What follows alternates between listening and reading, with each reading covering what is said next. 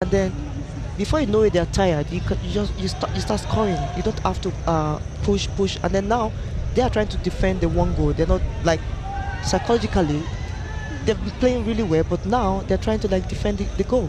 But they can actually do better than what they're doing right now. In terms of accuracy of passing, you can see the South Africans are really leading 78 to 65, and Sani has been fouled here. And Desiree Ellis would be a little bit concerned about the physicality of the game. Yeah, I don't think she wants any player to be injured right now. It's a yellow card, second of the day to Ayadi, the right full-back for Tunisia.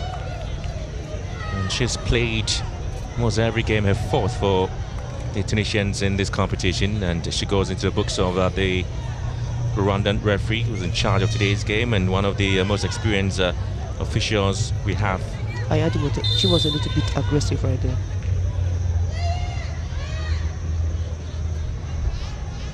This is it there, official for today, and Salima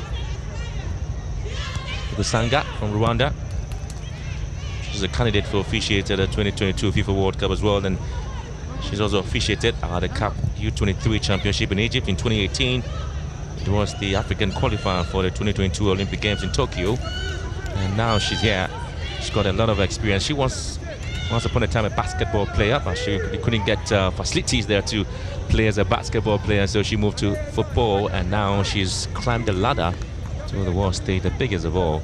And she's in charge of a final quarter-final match in the women's AFCON, and then South Africa lead Tunisia by a goal to nil. The only time the South Africans will feel that they could have done better, or they should be doing better, by getting the balls into very dangerous positions to see if the likes of Lawrence Sinway will be able to connect. She was able to tuck in and score a brilliant goal for South Africa, but now they seem to be degassing a little bit. South Africa, they have taken their legs off the accelerating paddle. Yeah, the thing about South Africa is that when they're playing a team like this, they tend to play to the same level of the other team. I expected them to like play to their own standard, but right now, you know, sometimes when you are playing a competition where you know that this is all about 3 points, it's all about winning, and then the ticket is at stake, the World Cup ticket is at stake. They've been there once. This is going to be the second time if they win this game tonight. Good play now. Siopo was the target to pick this particular pass from Lawrence Smith there. Well cut up beautifully. The Tunisians, as they try to find space. Chudi. John. Kwale. Linda. And South Africa just entertaining the crowd here, watching. And you can see how they're squeezing the passing, and Kwale looping this ball forward. And they still get it back to recycle things into the box. Amalepe on the right, looking to swing a beautiful ball into the box. She finds space. Siopo Sinway, goal scorer. South Africa would have to lose possession. Tunisia looking for space in the middle. Luigi McNoon on the wide left.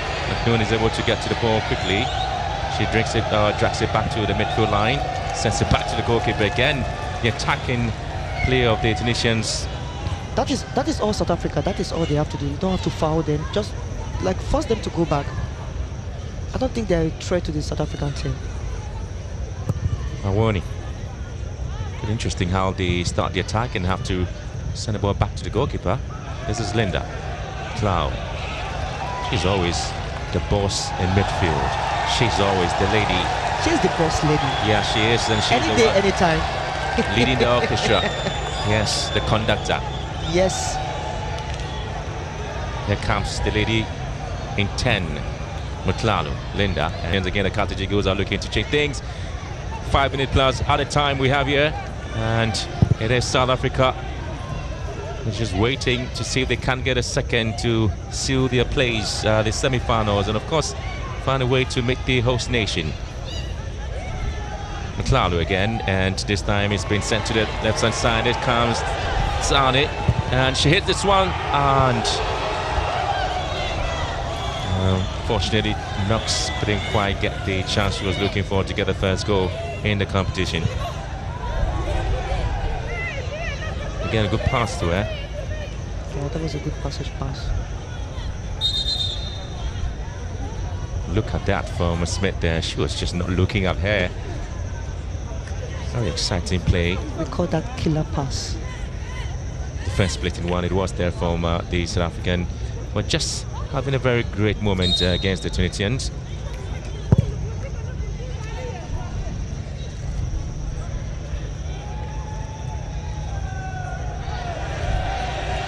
Good recovery there from John, and Luigi is in here to see if they can take things away. Noko gets it out.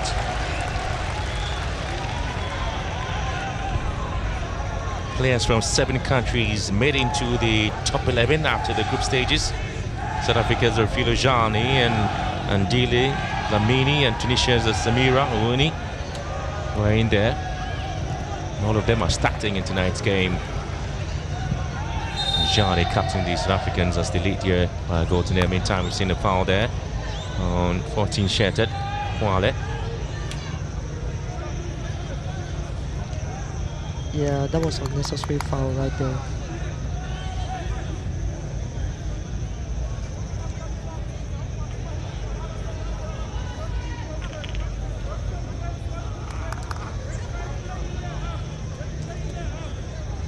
The South African coach, Desiree Ellis, made it clear that she was focused and a task at hand.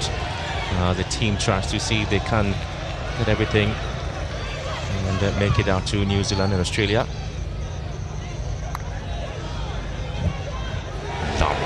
Lovely. And McNoon is indicating how she can also be made to start any game there for the Tunisians. She's been on the bench most all the games played by the Carthage Eagles, and now she's showing to the coach Landosi why she should be starting. Did you think it was a strategy from the coach to keep her on the bench? She's always at the moment to say that, well, the support system for Maria Mahuji, who scored that early goal there for the Tunisians against Togo, she was always going to be the one to start, and then unfortunately she's gone flat in 2 games played in the group stages. Maybe change of mind and tactics now, and South Africa would have to find a way here. And they chase in Siposinwe. Linda is in there to pounce on it, and unfortunately, even if she had, the flag would have gone up against her by the Nigerian assistant referee at the far side. Yeah, another good move from South Africa. Of course, look at Siposinwe. She opened down to the far. What a pass! But too close to the goalkeeper again. Too close to the goalkeeper. Before this game, Temet Ladner also reminded the players that the journey still continues. And coaching her, she says that the first aim is to qualify for the World Cup. And that game is almost on them, and it's a reminder to the players that they haven't really given up on their hope to be on the World Cup as well. And so it's a difficult time there for the South Africans, even though they know that they have to get the main task of scaling that wall against the Tunisians. And if they get the chance to be the semi-finals, then of course the job is done. But then winning the cup is also another plan for the South Africans. Oh, I think they have 2 plans. One is to get the ticket to the World Cup, which I think is possible because this team, they are capable of doing this. And the second one is for them, they want to win the cup, they want to dethrone the Falcons. But in football, you just have to come on the pitch and then you play, you win the game, and then it's yours. But you have to come out here and then win before you can get the cup anyways. And so Desiree is the coach for the side. She's indoor in women's football, and seems to be a problem there for South Africa's Uweni. So we do a minute at a time.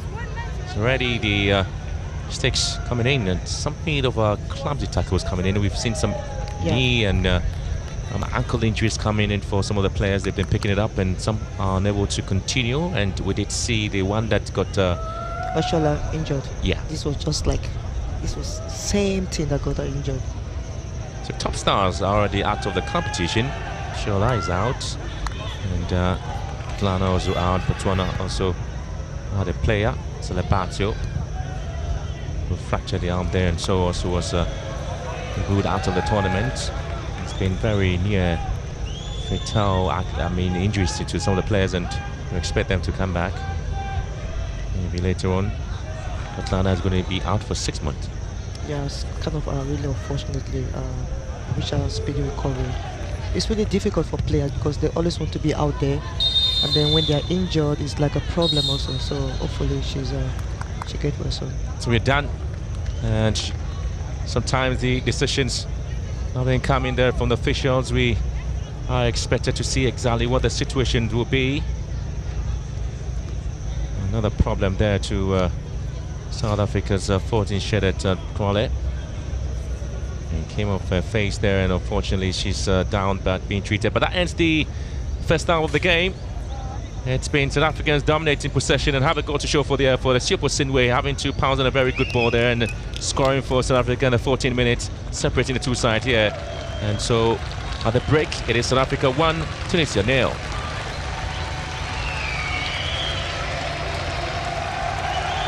Time now for some thinking and changing of tactics and plans by the two coaches. For Tunisia will be a very disappointing one after a huge and impressive performance in the first game against Togo. They haven't really been able to come off the starting blocks well.